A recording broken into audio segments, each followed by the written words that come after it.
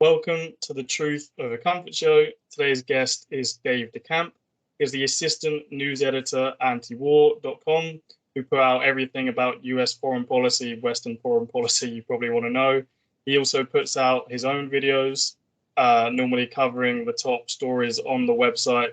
So if you want to stay up to date on the current events in foreign policy and around the world, definitely the place to go. Today, we're probably going to focus mainly on Ukraine, Russia, and the Western response. But if we have time, we can get a bit about China, what's going on with South Korea and North Korea, as it's pretty unknown, probably in America and the UK. But it's great to have you on again, Dave. How are you doing? I'm good. Thanks for having me back on. Yeah, I guess to jump in, I'm sure most people are familiar with you, but if they're not, as I said, check out antiwar.com. Check out our previous interview, and Dave said a little bit about how we got into this world. But I guess to jump straight into you. So obviously the Nordstream stories kind of fluctuated over time as more developments have come out. So what are your thoughts on the ongoing Nordstream story? And can you just tell people kind of how the story evolved from the beginning? Yeah, so the story has definitely evolved. I remember after it initially happened back in September 2022, the suspicion was immediately on the US because the US was trying to stop the Nord Stream 2 pipeline, which would have doubled the amount of gas, Russia could sell to Germany. So for years, the US was trying to stop it with sanctions. It was a big priority. So when it was blown up, naturally you wonder who has the motive, and the US has the motive.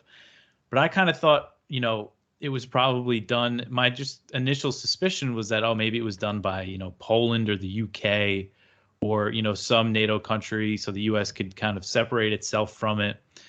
And of course, the media in the West blamed it on Russia, even though it just didn't make any sense for Russia to blow up, their own pipeline when they could just turn it off, like they did.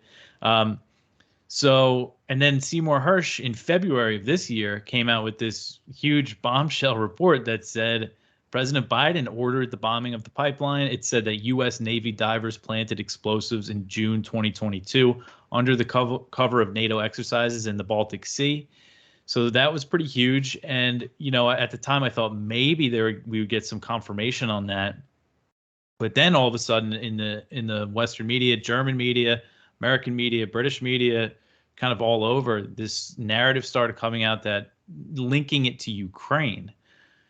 So what's interesting is that when that first happened, Seymour Hersh said that he had a source that told him that this new story was a cover-up that was ordered by the Biden administration, to point the finger away from the U.S. But since then, there's just been so much more pointing it to Ukraine. And now initially, the first story that did point it to Ukraine said that the U.S. thought it was a pro-Ukrainian group, which is very vague. But now the latest story, it first started, there was a report, I think it was in the Washington Post, and they cited these Discord leaks.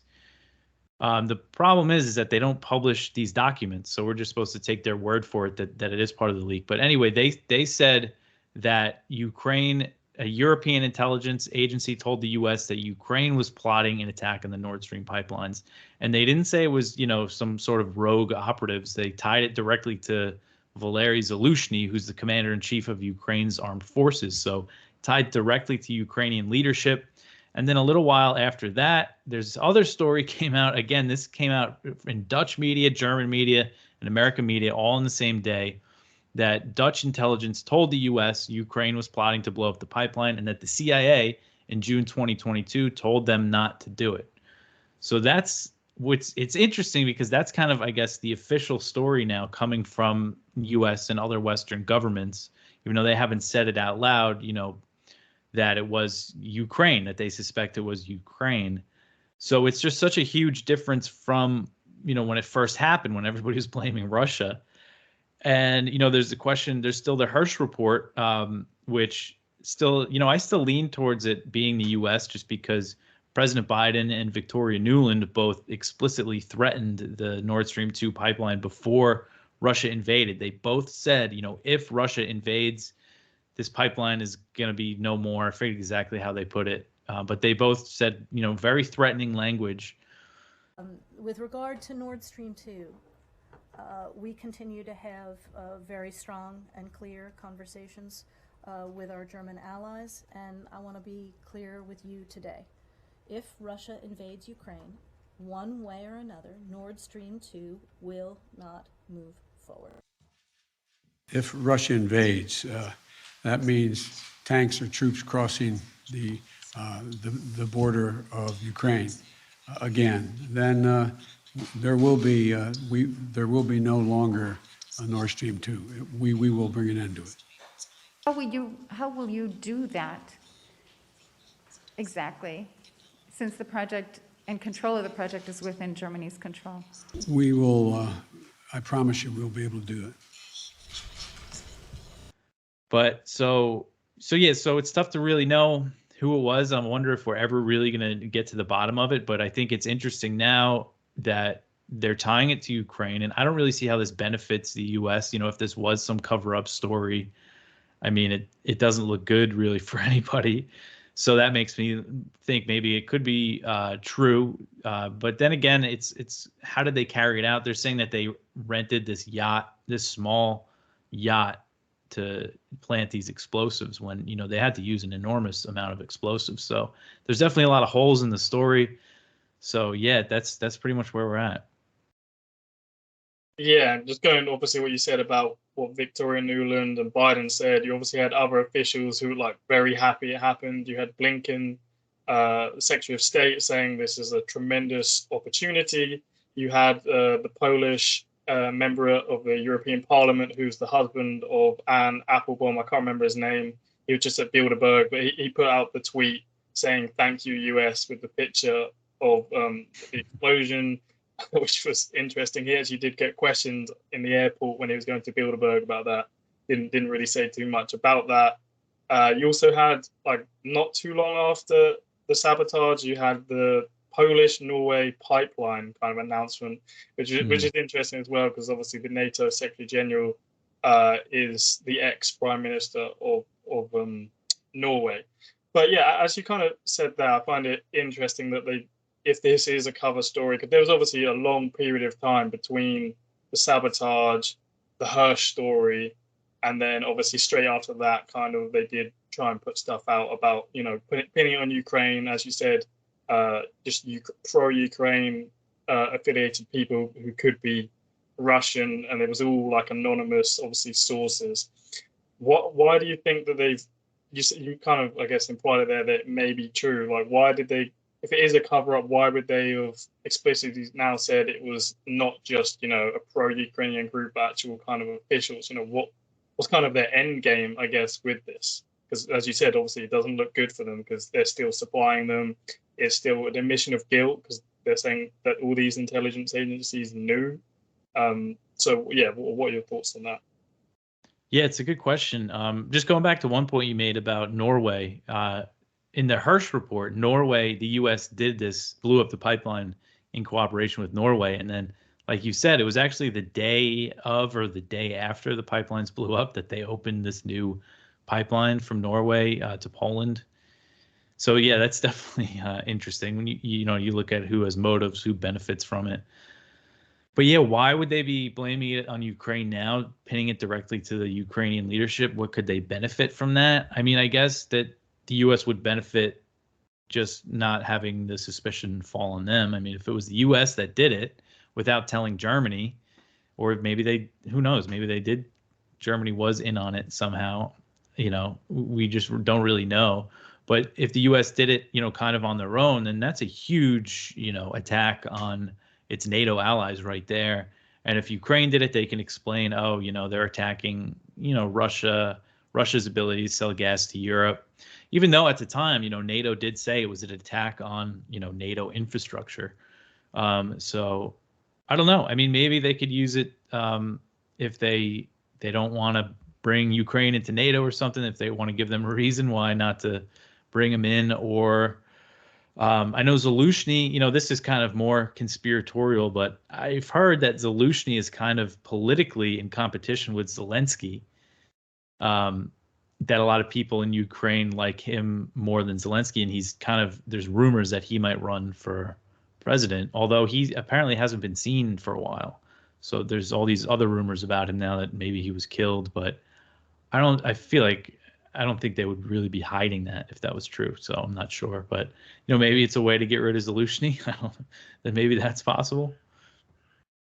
Yeah, I get you kind of again brought up there, but what does this tell us, I guess, about US allies and what they're willing to do? Say if it hypothetically, which most probably it was the US or at least the UK or in coordinates with the US, what does this tell us about our allies? Obviously Germany for one, but also, other intelligence agencies or newspapers around Europe putting out these news reports. What does that tell us about how far the US allies are willing to go?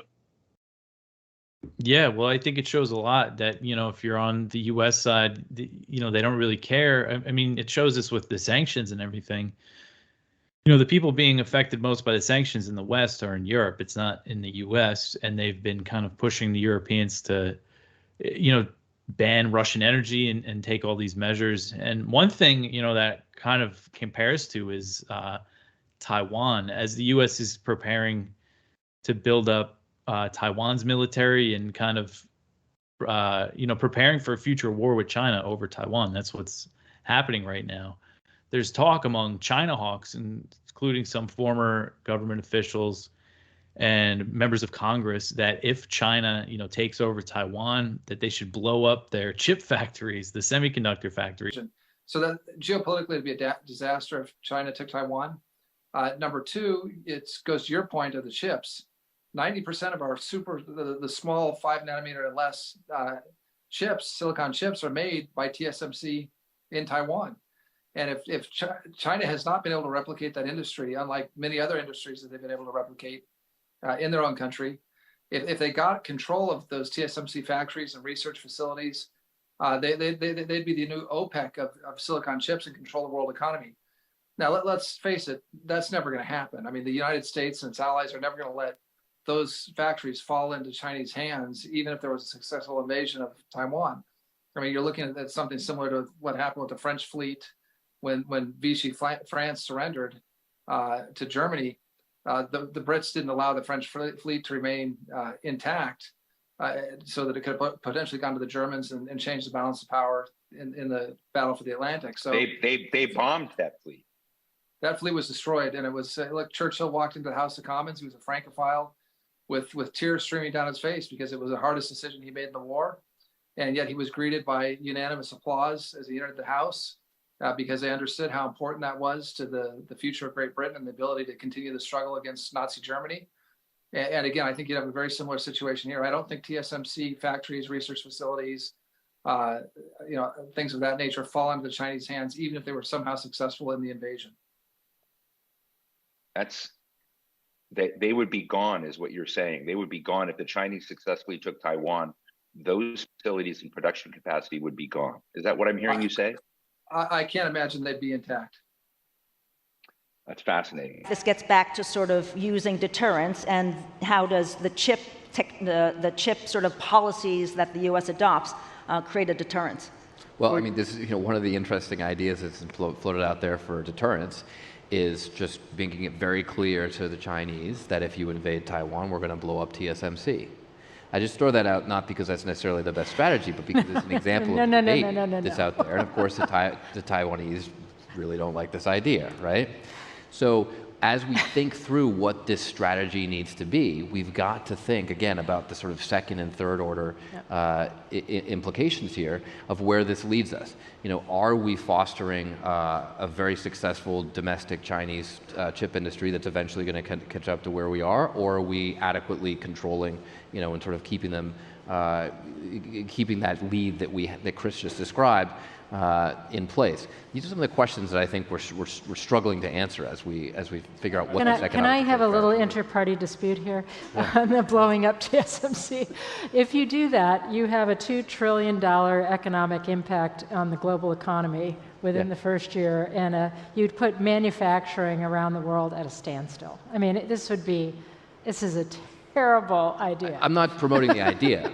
I'm not promoting the idea, Michelle. You're just saying making what I'm, the threat. What I'm saying is these are some of the things that are actually actively being debated amongst U.S. Amongst U.S. policymakers.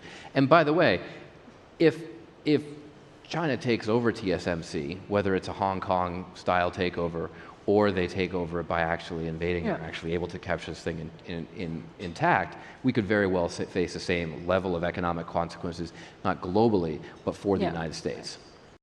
And it's kind of this attitude of just like, if you're not serving our interests, we'll blow you up. And I think that it's clear, because they were really going at, even just the way they went after the Nord Stream 2 pipeline with sanctions, something that would have given Germany a lot more cheap gas.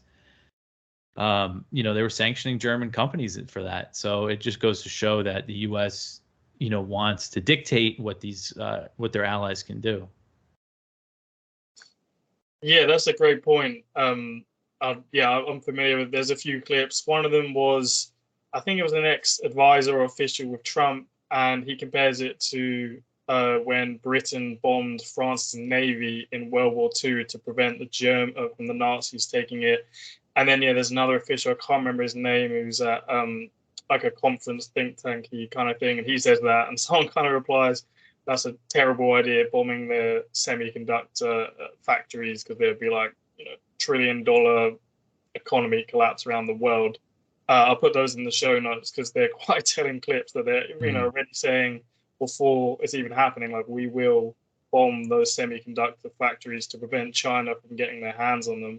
Just on that point, just why you brought it up, actually, is there a reason why those factories that make those ships and those people involved can't be moved to the US?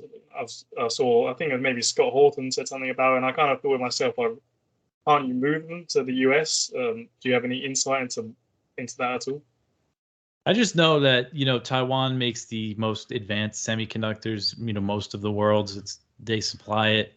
And, they could make factories like that in the US. It just is going to take a long time to build up the infrastructure and everything. I mean, that's really it. But yeah, it has become, it's this big selling point now for China hawks, is that we have to protect, Taiwan's chips, the semiconductors. And there are ways that the U.S. could make it easier to make these factories in the United States. They're kind of taking a page out of China's book. They passed this big Chips and Science Act, which included $50 billion in subsidies.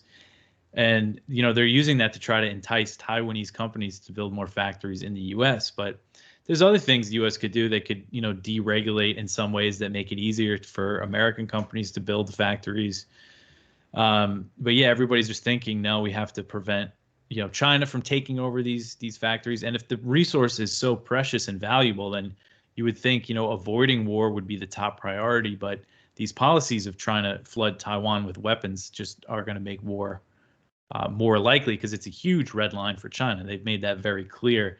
And, you see China putting Taiwan under more military pressure in recent years. It's in direct response to the U.S. increasing, diplomatic and military ties for Taiwan. So it's kind of just become this talking point. Like, it's really interesting how many people have kind of accepted it. Like, oh yeah, they got those chip factories, so we gotta, go to war with China over that. It's like, it just doesn't make much sense to me, because if there's a war there, then everything, that whole supply line is going to be in jeopardy. Yeah, it might have been on one of your threads or Scott Horton, but yeah, I saw people arguing about that, saying, well, they've got the chip factories, and the whole world needs them, so we've got to protect them. But yeah, I think that's a good point, that if there's a war, and the officials are also saying, well, we're going to bomb them if it does happen, they do go to war with China, so China doesn't get them. Well, the best solution would be don't go to war, so China won't occupy the country and get their hands on them, and everyone's happy. But obviously, that's not the way they think. So another kind of Nord Stream type event, maybe not as spectacular, is obviously the dam in Ukraine being sabotaged. I'm not sure if it was blown up, but obviously led to its destruction. So what are your thoughts on that dam, who was involved, and what is kind of the current media, mainstream media narrative around it? Yeah, so what's interesting with the dam, so it blew up, and it's not clear exactly who did it or what happened, but again, you saw the media, immediately blame Russia in the West. But what's interesting is that the U.S. has not blamed Russia. The White House said, that they don't have evidence to say one way or another who did it. So I think if they had any hint that it was Russia, we would hear about it. There's recently a report in the New York Times that cited experts who said, oh, it must have been blown up from the inside. So that means it was probably Russia. But again, it's not U.S. officials saying this. So I think if they really had intelligence that said that, we would be hearing about it. And we know that there was a Ukrainian commander who was in charge of the counteroffensive in Kherson, the southern region, that happened last year when they gained a little territory on the west side of the Dnieper River there, told the Washington Post in December 2022 that they were thinking about, attacking the dam to flood certain areas to make it harder for Russia to advance, or whatever exactly they were thinking. And he said they even did test fired the U.S.-made HIMARS systems to that effect. I don't know exactly what that means by test fire. Does that mean that they fired at it, or they fired at a target similar to the dam? I'm not sure exactly, but so we know the Ukrainians were discussing, blowing up this dam. So yeah, it's not exactly clear. And if you look at who benefits from it, I think both sides kind of, it was pretty devastating for areas controlled by Ukraine and areas controlled by Russia. But the big thing for Crimea is that this dam feeds a channel that, accounts for 85% of the water supply to Crimea. And that was one of Russia's motivations for invading, was because when they annexed Crimea in 2014, Ukraine cut off that channel, that water supply.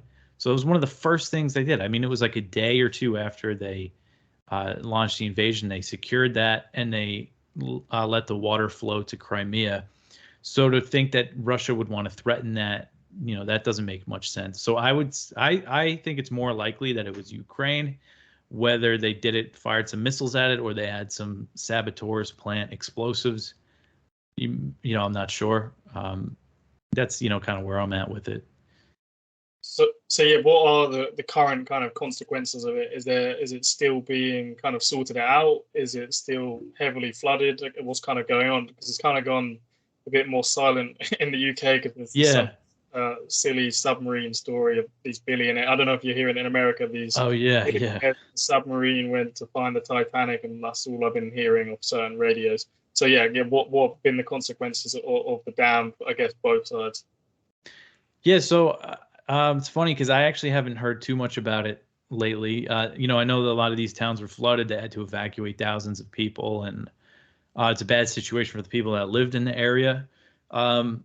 But it looks like, if you look at the Ukrainian counteroffensive, they're attacking all along the eastern front in the Donbass, but there's not really any fighting in Kherson, in that area where the dam burst. And in Zaporozhye, there's a lot of fighting. So that could be an effect of it, is that Ukraine can't really launch the counteroffensive there, or maybe they don't want to for whatever reason. I think they want to focus on Zaporizhia because they could break that land bridge that Russia has from Crimea to the Russian mainland. So yeah, and that's another thing you wonder who benefits from that. Would Russia benefit from blocking them attacking that area, or would Ukraine benefit from not, having to send troops in every single direction? Those are other questions too. Yeah, I think just going actually to a point you made earlier about that US officials haven't said Russia did this. Well, not similar with the Nordstream story, where it wasn't really actually the US government who was actually outright saying it was Russia. I remember Joe Biden was asked about it, I think, quite soon after it happened, and he didn't pin on it. And you think, again, all they go on about is Russia does this and this. All right. So you mentioned the Nord Stream. When that first happened, the U.S. government also did not blame Russia, but what we saw was the media immediately blame Russia. And I know in Europe there was some, a handful of government officials who came out and blamed Russia. And I think it was similar in the U.S., maybe a few members of Congress. I know some members of Congress blamed Russia immediately for the dam. So yeah, it's a similar situation, and that's why the Nord Stream pipeline, sabotage is a lesson for, anything like this in the Ukraine war, not just to take, Ukraine and the media's word for it right away. Yeah, sorry, I just get my bearings back. Yeah, so obviously the Nord Stream story and potentially the dam, if this was all kind of the Allied side, how much since the start of the war has kind of the Western response escalated? Because you can hear clips of Biden about, we send these tanks or planes. So just how much, I know it's kind of a big question, but since the start, has the Western response kind of escalated? Hmm. Well, yeah, I mean, so since, the year and it's been about a year and a half now, I guess, since this thing started. Since then, the West has slowly, not really slowly, but steadily escalated its involvement in the war. If you remember right away, the U.S. was a little hesitant to send them the Stinger anti-aircraft missiles. They started sending them. Then they were hesitant to send the HIMARS rocket systems, which are these guided missile, artillery systems. They started sending them. They didn't want to give them tanks, and then the tanks happened, and a big red line was the fighter jets, and not just the F-16s that President Biden recently signed off on European countries delivering American-made F-16s. But before that, it was the MiG-29 fighter jets, the Soviet-made jets, because a few NATO countries that were, former Soviet republics still have these jets. And in the very beginning of the war, I believe it was March 2022, Poland told the U.S., we'll give Ukraine our MiGs, but we want to give them to you first. We don't want to make the transfer. And the U.S. said no. And at the time, they said no because they were worried that Russia would view NATO providing fighter jets as the alliance, directly entering the war. Well, now, earlier this year, Poland did send their MiGs, and so did Slovakia. And now this plan to send F-16s is on the way. And this is a big escalation because in order to have this modern, Western Air Force, Ukrainian pilots are going to need to be trained. And the U.S. has been training Ukrainians on a lot of weapon systems. But with the fighter jets, it's going to be extensive training, and they're also going to need to maintain these planes. And I don't think they're going to do all of that outside of Ukraine. And, this would probably involve sending, contractors that would probably work for the Pentagon. So just mark kind of another level of, not just support for Ukraine, but U.S. and NATO involvement in the war. And they're basically doing everything short of, killing Russians for the Ukrainians. They're giving them weapons, training, and targeting data, and intelligence. And, who knows exactly how involved they are in these covert attacks that have been going on inside Russia. And that's another thing is that, the Biden administration initially was worried that attacks inside Russia might escalate things, but now they don't care. They're not telling Ukraine to be more careful. They're just kind of letting them do whatever they want. And there was also an attack, there's been these cross-border raids in Belgorod, which is a Russian region that borders Ukraine, carried out by these groups that, call themselves Russians that are fighting for Ukraine. And one of them, the Russian Volunteer Corps, is led by a very well-known, skinhead neo-Nazi guy. And their members are openly neo-Nazi. And they attacked, launched an attack inside Russia with U.S. armored vehicles and NATO rifles and, other types of equipment. So American weapons being used by neo-Nazis to attack Russia. I mean, it's just, how did we get here? It's just crazy, these escalations. And the U.S. just doesn't seem to be concerned anymore. And then the U.K. is, kind of leading a lot of this. They were the first ones to say that they would send their Challenger 2 tanks. They sent the Storm Shadow missiles recently. They sent depleted uranium.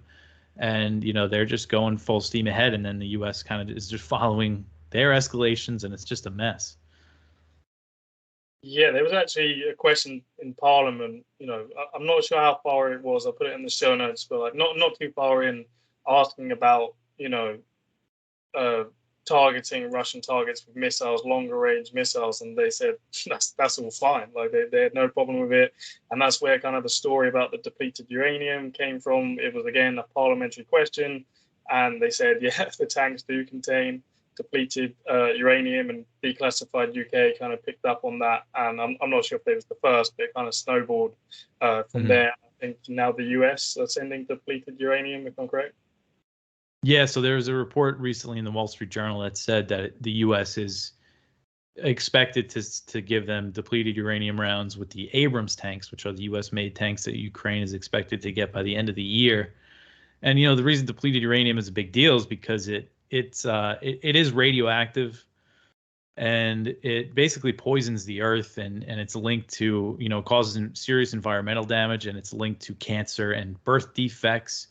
Today in Fallujah, in the Iraqi city, there's still horrible birth defects. There's a Twitter account for this hospital that posts these babies that are born and with defects, and they can only live a few days. So it's really horrific. It's not just depleted uranium. That city was destroyed multiple times by the U.S. after the invasion. And they used all sorts of stuff, white phosphorus, which burns your. It's a chemical weapon that burns your skin, and you fire that much munitions into a city, it's going to cause all sorts of environmental damage and stuff that we probably don't even know about. So, yeah, just the fact that they're sending that to Ukraine openly is definitely concerning.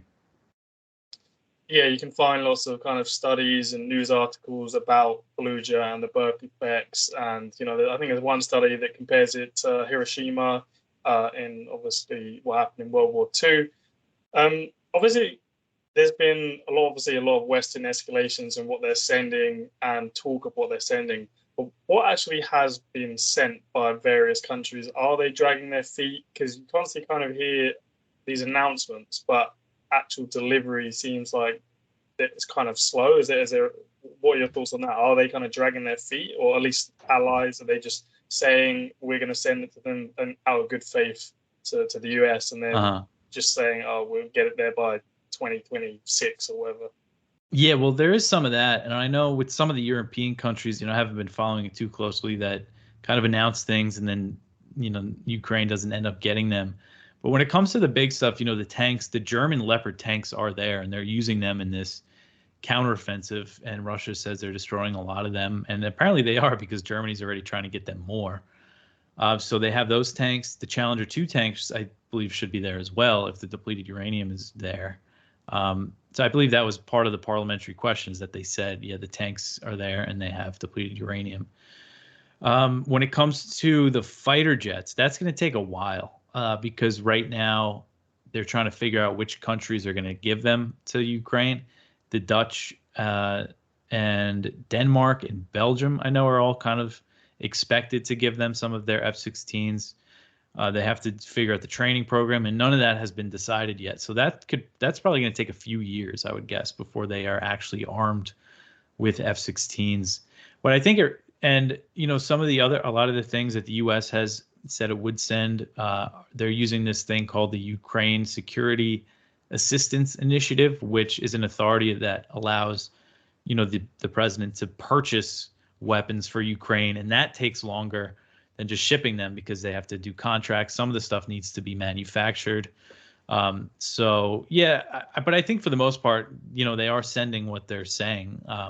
And the long-term support just goes to show how they plan to keep supporting Ukraine no matter how long this war lasts, and they don't really seem to mind supporting an open-ended conflict. Yeah, what kind of going on the end of that, obviously, as you said, the Dutch, Belgium, and Denmark said about these fighter jets. What should we expect out of the next kind of NATO meeting that's coming up? Let people know what some countries are trying to push, or what you think is going to be announced kind of formally by NATO. Yeah, so that's a big question. So Ukraine is hoping that they get a promise, kind of a roadmap to NATO membership, because they were first promised in 2008 at the Bucharest summit that they would eventually become a NATO member. So at this upcoming summit in Vilnius, it's going to be held in July, they are hoping for some kind of roadmap. But the U.S. and NATO have both said, that's not going to happen. But we should expect to see some new additional support announced for Ukraine.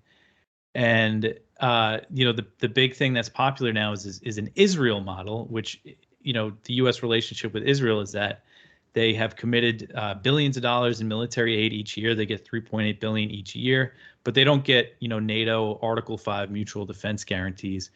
So I would expect to see something like that at this summit, short of membership, but some new type of support. So whatever, commitment that Ukraine gets at this Vilnius summit, it's going to serve to prolong the war, because Russia, one of their main demands, one of their main motivations for invading was Ukraine's alignment with NATO. That's very clear, despite, the U.S. always saying it's an unprovoked invasion. And then their main demand, the one thing they were really asking for during the short-lived negotiations that took place at the very beginning of the war in March 2022, their main demand was Ukrainian neutrality. That's what it was all about. That's what the whole war is about. But now, so that's why any promise, especially, what Ukraine is really after right now, is they want to promise that, they know that they can't join NATO right now, but they want NATO to say, once the war's over, then you can join. If Russia knows that's on the table, then they're going to keep fighting this war until, for as long as they can. So, it's just not going to be good for, the prospects of trying to end this war. Yeah, with all the kind of clear Western provocations, what do you make of Russia's response? Are they mainly, because they normally, when there's a new announcement of a Western country saying, we're going to supply Ukraine with this, they say, well, we'll kind of reply accordingly. Are they just doing that inside of Ukraine? Are they just escalating Ukraine? Do we see anywhere that they're kind of escalating against those individual countries? Do you ever see a point where Russia takes a very big retaliation on one of the NATO countries, or do you think it's just off the books because of NATO's Article 5 and maybe the rest of the world will not, like, obviously a lot of the world's kind of on Russia's side from what you can see in Africa and Asia. They clearly see this as more of a proxy war than what is said here, but they may even not like it if Russia responds by, bombing an arms supply in Poland or something like that. So what do you make of Russia's response, and do you see it ever escalating that badly? I think it's pretty clear that Putin, wants to avoid a direct war with NATO. But, with that being said, the U.S. and NATO are kind of banking on that fact. They're kind of just relying on Russia not, taking things to that next level, because Russian officials have made clear that they view the war in Ukraine as a war against NATO. They're just not willing to take that step to, attack a NATO base in Poland, let's say. So, we're kind of relying on Russia's restraint in that aspect of it. And other responses, we saw after the Crimean Bridge was blown up back in, I believe that was October 2022. It was after that Russia started these large-scale attacks on Ukrainian infrastructure, bombing the power facilities and things like that. And, that's something Russia didn't do up to that point. So we see how attacks inside Russia, inside Crimea, have escalated the war. And now they're kind of threatening more escalations if there's attacks on Crimea again, saying that they're going to strike decision-making centers in Kiev. So, it's just always a risk that this thing escalates more to that point. And one thing that Putin has done in response to U.S. and NATO support for Ukraine, he said it was in response to the U.K. sending the depleted uranium shells, is he just deployed nukes to Belarus. So, of course, he compared it to NATO's nuclear sharing program, because there are U.S. nuclear weapons deployed in Europe, in Italy, Belgium, Germany, Turkey, and I believe the Netherlands is the fifth country. But still, it's still a big, escalation to send tactical nuclear weapons to Belarus. So, we might see more stuff like that kind of in response. And they suspended participation in the New START Treaty, which is the last nuclear arms control treaty between the U.S. and Russia. Right now, both sides are still staying within the limits. It basically limits the deployment of nuclear warheads and nuclear bombers and ICBMs and submarine launched ballistic missiles. So for now, they're staying in those parameters, but that could change, and we could really enter a new arms race here. So they're kind of taking incremental steps in that way, and we just might see more of that. Yeah, I guess that's kind of the West strategy is kind of incremental escalation of the war, not going straight in to kind of maybe get a response from Russia that they may not have done now. Obviously, we've heard reports over the loads of months and months and months about this counter-offensive that's coming. It now seems like it's obviously happening. So what's kind of the view inside NATO about this counteroffensive privately and publicly? Because obviously publicly they're going to back it as much as they can, probably, going to discuss it a lot at NATO, obviously conference. But what are they saying, I guess, privately? Do they have faith in it? Other, maybe European allies like France and other countries who maybe aren't on board.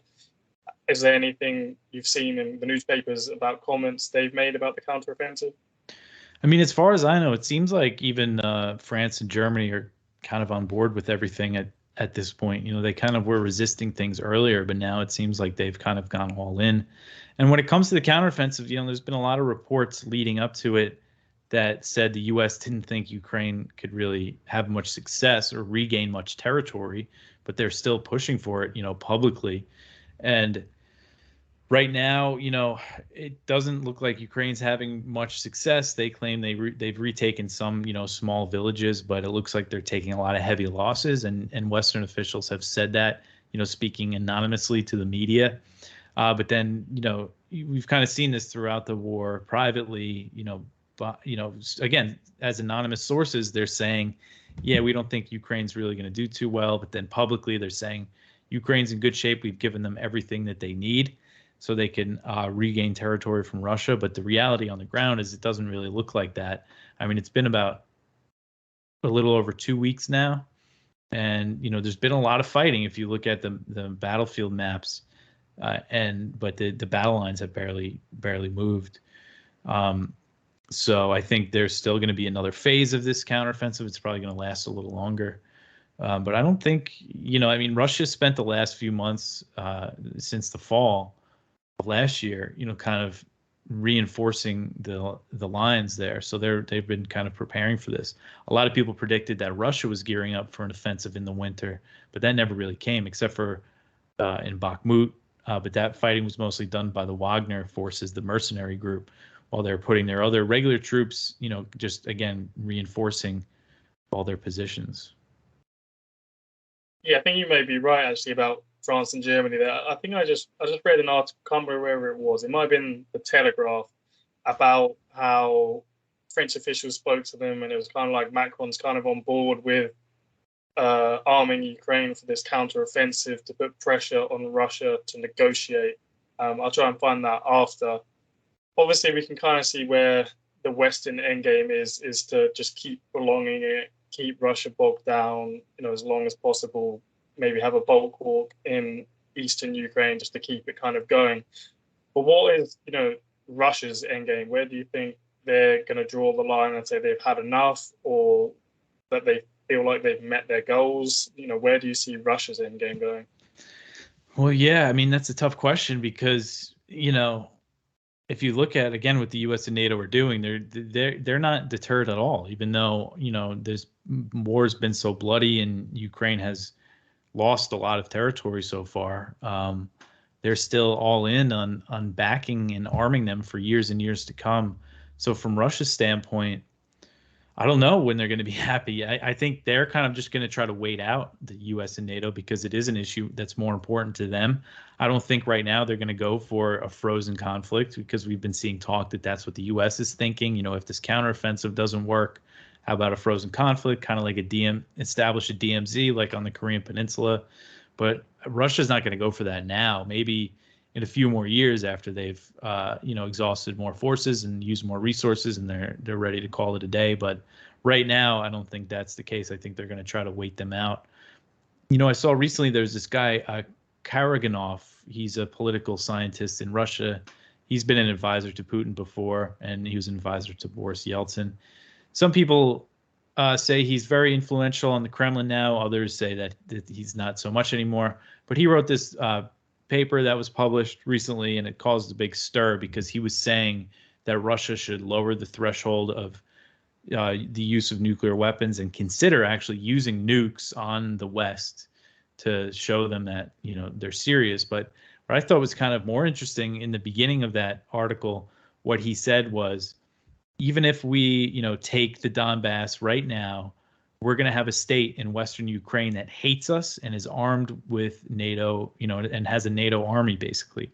Even if we go all the way to Kiev, there's going to be this, other small state that again hates us. And so he was saying, like, right now, if his argument was basically, if we don't threaten to use nukes, or if the West doesn't change what it's doing, this is never going to really be a good victory for Russia. So I think that was interesting. And yeah, if you think about it, even if they take all that territory that they want in the Donbass, they're still going to have this threat of a NATO army, right on its border there. Yeah, I guess they might also just be hoping that support kind of wanes in maybe Europe first, because obviously they're kind of just not as much in the bubble as probably the UK and the US, and that they may just kind of run out of funds for that. I mean, we're all kind of going through cost of living crises. People already kind of annoyed money is going there, but these announcements keep going. I think Rishi Sunak in London, they just holding now a conference for investors about helping rebuild Ukraine. So you think maybe we've given enough, it just keeps going, but maybe people will get sick of it, and maybe Russia has some insight or hope that will happen. Because you think they can't keep up with the amounts they're doing, but the US has just spent the last 20 years spending hundreds of billions a year on Afghanistan. That's just freed up funds for Russia and China, which is kind of interesting timing, I guess, with when they pulled out of Afghanistan, almost like they had some insight into this already. I'm not sure. But you mentioned, obviously, the hope of not using nuclear weapons. There's obviously other parts in the world where this is an issue with China, and obviously in the region in Korea. So kind of just moving away from Ukraine, which is constantly in the news, people talking about, what you don't really hear too much about, except out of sites like yours at antiwar.com, is about what's going on with North Korea, South Korea, and the US. So could you just let people kind of know that situation and kind of what the US is doing there? Yeah, so right now tensions on the Korean Peninsula are really high again. There was a good lull in 2017, 2018, when Trump went over there and met with Kim Jong-un. They didn't sign any deals, but they kind of had an understanding, and the U.S. stopped doing these big war games with South Korea, and North Korea stopped doing these missile tests. And for a few years, tensions were kind of low. And then in 2022, things really kind of started up again with some missile launches, and then the U.S. and South Korea also started doing military drills together. And then when President Yoon came in, he's South Korea's new president, he vowed to take, a harder line on North Korea than his predecessor, Moon Jae-in, who was, seeking Korean unification and was talking with the North. So Yoon came in, and the U.S. is basically giving him whatever he wants. They started doing these massive war games again. The U.S. and South Korea just recently, in the last week or so, conducted their largest ever joint live fire exercises, near the border. And North Korea looks at these war games as, invasion rehearsals, and they fire missiles in response. And, we've just been kind of stuck in this tit for tat escalation between the two sides. And it's a policy that's just going nowhere, or just going toward a war breaking out again on the Korean Peninsula. I mean, things are that bad right now, and the U.S. is not backing down at all. And a part of the reason why, I think, is because they're sending bombers and things over there again for the first time since 2017, and aircraft carriers. And this is all assets, I think, that they think they could use against China in the future. So they want to give Yoon what he wants, so they could recruit South Korea to take the U.S. side against China, and they could station all these new military assets in the region. And then the big thing that's going to happen soon is Biden and Yoon announced, when Yoon was recently in the U.S. in April, and they said that the U.S. is going to send a nuclear-armed submarine to dock in South Korea, which is a provocation, simply for the sake of provocation, because nuclear-armed submarines, U.S. nuclear-armed submarines, the thing about them is that they can be anywhere. They're very stealthy, and they have very long-range missiles. So, a U.S. submarine off the coast of the U.S. could nuke North Korea, with their long-range missiles. And they could also be patrolling, the waters of the Korean Peninsula, and without anybody really knowing. But instead, they're going to dock one in South Korea. Again, just there's no other reason to do it than to say, hey, look, we got nukes, on right near your border. And it's going to be the first time since 1981 that a U.S. nuclear armed submarine docked in South Korea. The U.S. used to have nukes in South Korea. They pulled them out in 1991. So it'll be the first time in over 30 years that U.S. nukes are in South Korea. So yeah, it's just, what is the purpose of that other than to piss off North Korea, and they're going to respond in some kind of way. So it's just, again, we're just stuck in this cycle of escalation with no clear goals. And, the best thing the U.S. could do is talk to North Korea. And to do that, they would need to back down, but they're not going to do that. Sorry, could you just explain to people what a live fire war game is rather than just, I guess, a simulated one? It means, that it was mostly air, I believe, and it means they're firing missiles, into the sea. And, that's something they're always giving North Korea a tough time for, is, doing these missile launches into the sea. But then they do these big war games where they basically do the same thing. And it is, they are rehearsing destroying the North Korean military. That's what they're saying they're doing. So, of course, it's provocative. Yeah, I guess that would be one for environmentalists to actually speak out about, maybe, missiles going to the sea, or just in general bombs being dropped in countries. I always find it interesting. You never hear, I don't mean the general public, but you hear obviously like Bill Gates to be on the TV about climate change, but never once has he ever mentioned, maybe bombing the Middle East for like 20 years and then other countries probably isn't good for the environment, but you never really hear that getting said. Same with obviously these live fire war games. So what actually is kind of the US obsession with North Korea? Obviously the history kind of goes back to the Korean War, but now, what is their obsession with North Korea? What do they have to gain there? Is it just to be provocative, or is it, like you said, now they're thinking about China and, supporting South Korea for that could be kind of, I guess, a backdoor into using them against China? Yeah, I think that's a big part of what it is right now, because they're trying to kind of get their allies in Asia to agree to go along with the stuff against China. So again, giving Yoon what he wants when it comes to the North is, I think that's probably the main strategy right now with the Biden administration, because I just don't see any benefit. The other reason for kind of keeping the tensions high is to justify, the U.S. military presence in South Korea. They have about 30,000 troops. It's a huge presence, and they don't want to give that up.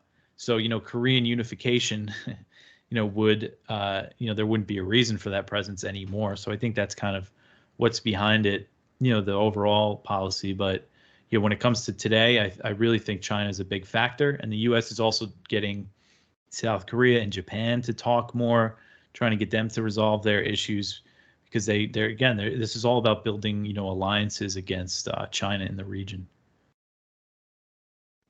Yeah, no, I'd have to agree. That's probably what most likely it would be, because, the most military presence is in, I'm not sure if this is the correct order, but it's Germany, South Korea, and Japan. All going back such a long time. Japan and Germany, because of World War II, they still have around probably 30,000 troops there. And Japan's the highest. It's about 50,000, over 50,000. And it's crazy that they talk about sovereignty, and China can't build a military base there, or they're going to stay there for ages, when you're still in Japan and Germany from World War II. And the regime now and then is not even similar in the conversation, but they're still there in mass, which is pretty incredible. Especially Germany, because I guess with South Korea and Japan, that's the Indo-Pacific, and they want a presence there, where Europe, they kind of already have NATO. So maybe it's kind of just for influence or building relationships with the military. So even if maybe a German administration is not on board, maybe the military is, when times like Nordstream pipelines blown up, I guess. But I guess unless there's anything else you want to say on North Korea and South Korea, just before I guess we finish up, if you want to say anything about the developments in China. Obviously Blinken just visited. You had all the balloon stories that went on that seemed like a long time ago. Yeah, if you just want to say anything about, I guess, that sort of area before we finish up. Yeah, so with China, I mean, Biden seemed to just reverse the diplomatic progress again. So Blinken just went to China. He canceled his trip in February over the balloon incident. He just went, he met with Xi. And then just yesterday, Biden called Xi a dictator at some fundraiser event. And now China's angry about that. And what was interesting is at that event, Biden said that balloon that was such a big deal, he admitted that it blew off course. And so, basically saying China did not mean to fly it over the U.S. It wasn't intentional, which U.S. officials have told the media, again, speaking, anonymously. So we knew that it was that balloon ended up over the U.S. due to unexpected weather. And Biden basically admitted that. And if after that incident, the U.S. shot down 3 other balloons that were probably, really small and like these hobby balloons that people launch, and they were using, $400,000 missiles to shoot them down. So it's just crazy. Like it was just hysteria that like gripped the country because of this balloon. So yeah, and the issue between the U.S. and China is that the U.S. keeps saying, it wants talks with China, it wants to keep high-level communication, but they're not really working to resolve any issues. And China's big red line, of course, is Taiwan. And the U.S. keeps increasing military and diplomatic support for Taiwan. And China wants that to change, but the U.S. isn't changed. They're just saying we got to talk, but they're not really giving any concessions. And then in the U.S., I mean, there's so much political pressure from the China hawks in Congress because basically everybody's a China hawk. So Biden can't really, even if he wanted to, I don't think he really wants to, back down on Taiwan. If he tried to do something like that, I mean, they would go for his head. Yeah, just a quick question, actually. Do you think the US is becoming isolated inside, I guess, maybe NATO with China? I saw an article recently with Niall Ferguson, again, who actually attended Bilderberg, and he said he spoke to French officials and asked them, who would be with the US in a war with China, and they literally just said the UK, Australia, maybe Canada, Japan, and I think that was it. Like there was no other NATO countries other than the UK. So do you think the US is quite isolated inside NATO about China? Yeah, I think so. And France has made that pretty clear recently, especially Macron saying that the Europe shouldn't follow the US into a conflict with China over Taiwan. And the EU has more trade deals with China that they want to go through with, even though they did cancel one not that long ago because they followed the U.S. in sanctioning China, and then China responded by sanctioning some EU officials, so they canceled this trade deal. But yeah, I think they're right about that. I think the UK is definitely going to go along. They're in this AUKUS military, this new military pact with Australia. But yeah, the European countries, it doesn't seem like they want anything to do with it. And I think that's what people expect. Some of the China hawks that I follow that are pretty influential basically say that we shouldn't expect Europe to be on our side, but they want to get, Japan and South Korea, and obviously the Philippines now, and Australia, and New Zealand. New Zealand, they'll probably have a hard time getting, but they're kind of focusing on getting the countries in the region on their side. Yeah, I think after Macron went to China, there was that article, I think it was in Politico, where he obviously said that the Europe shouldn't be kind of the US vassal, we need to work with China, and that some of his comments were so strong that some of the palace staffers had to remove some. It said at the bottom of the article, I think it was Politico, where it said, the palace staffers went through and some of it was so strong they removed it. Like, that was just interesting. But as people said, Macron, I guess, has said stuff like this before and it hasn't come to fruition. But I mean, even the fact that he said some of the things he did is obviously quite strong. I mean, France and Germany seem quite vocal about that. And you even had Scholz, Olaf Scholz from Germany. He wrote an article for Politico talking about the multipolar world, which is interesting. But you've given obviously plenty of time. So unless you want to, do you have any closing thoughts on anything else you want to let people know? If not, just tell people where to find yourself and your work. Yeah, I mean, that's all I could really think of for now, but you could, all my writing is at antiwar.com. You could follow me on Twitter at Decamp Dave, and you could listen to my show. It's called Anti-War News with Dave Decamp. I put it up on YouTube, and also you can find it wherever you listen to podcasts. That's how most people listen to it, the audio version. Yeah, that's all my stuff. Yeah, no, I'll put that all up on the screen. I'll put it in the show notes. As I said at the start of the interview, I'd recommend watching the videos or listening to them at least just a couple times a week just to stay up to date with the events. It's constantly changing. There's so many stories, and, Anti-War does a great job of collating them, reading through them, or, of course, obviously, you can read them if you would prefer that. But again, thank you for coming on again, Dave. And I'd recommend people watch our previous interview. We talked about Somalia, Ukraine, the Middle East, and some other subjects there too. But again, thank you for coming on, Dave. Thanks, Louis.